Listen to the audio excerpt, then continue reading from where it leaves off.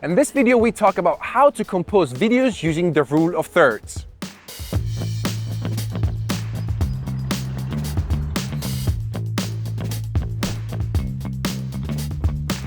So far, we've talked about identifying the subject and choosing a background.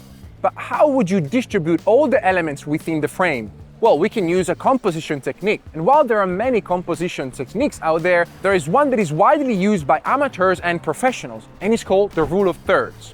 As the name suggests, the rule of thirds divides the screen in thirds, both vertically and horizontally.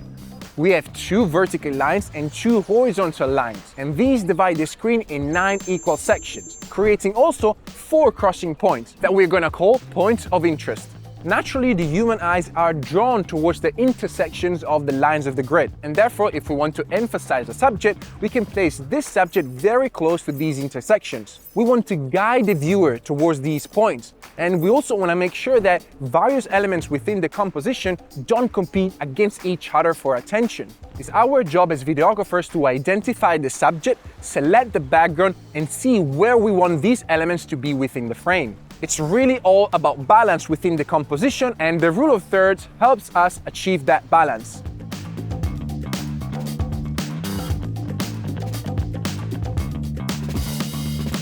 Our iPhones offer us the possibility to activate the grid so that we can have a visual guide of the composition at all times. And to do so, you just need to go into Settings, and then you scroll down until you see Camera. Then under the sub-menu Composition, you'll be able to activate the grid. I always have it on because I use it all the time. Then you'll just need to open the camera app, and once you're in video mode, you'll be able to see the grid. When you record a video, this grid will not be recorded in the video itself because it's just a guide to help us balance the composition and put all the elements in the right place according to the rule of thirds. Now it's time to analyze all the elements that we have in the composition and see where we should position them. We have the bridge on the left, we have sun pole in the middle, and we have the river running horizontally within our frame. So let's identify what will be our subject. Obviously, this bridge is amazing, very famous, and we also have sun pole at the end of the bridge. So I think these 2 will be my subject. And in order to start this composition, I also want to understand where is going to be my horizon. It's better to avoid having the horizon in the middle, but we need to decide whether we want to have it on the top line of the grid or on the bottom line of the grid. And this decision is totally up to you. Do you want to see a little bit more of the river, or do you want to see a little bit more of the sky? In this case, I'm going to try to frame it so I can see a little bit more on the sky. It's a cloudy day, it's very dramatic, and I love it.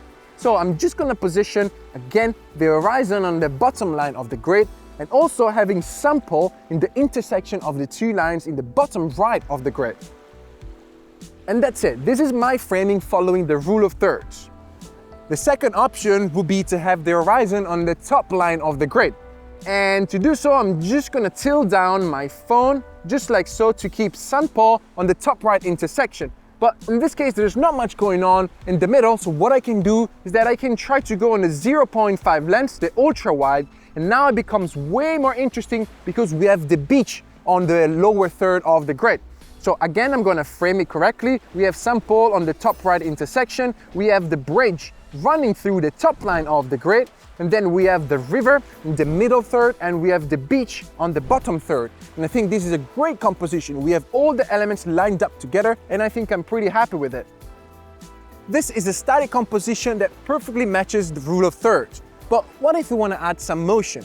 Unlike in photography, when we want to add motion, we need to make sure to respect the rule of thirds as much as possible throughout the whole clip, beginning, middle, and end.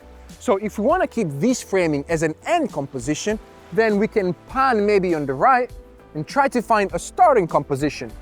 And even in this case, I want to respect the rule of thirds. So I'm going to have the sky on the top third, the river in the middle third, and the beach in the bottom third.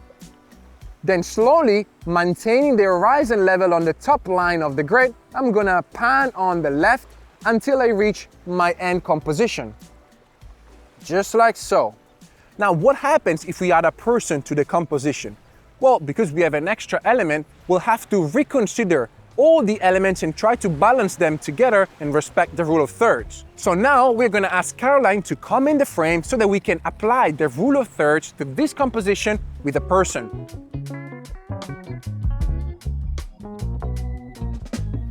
So now that we have Caroline in the composition, we need to consider two things: where to place her vertically and where to place her horizontally within the frame. Vertically, my goal is try to have her eyes on the top line of the grid, just like so.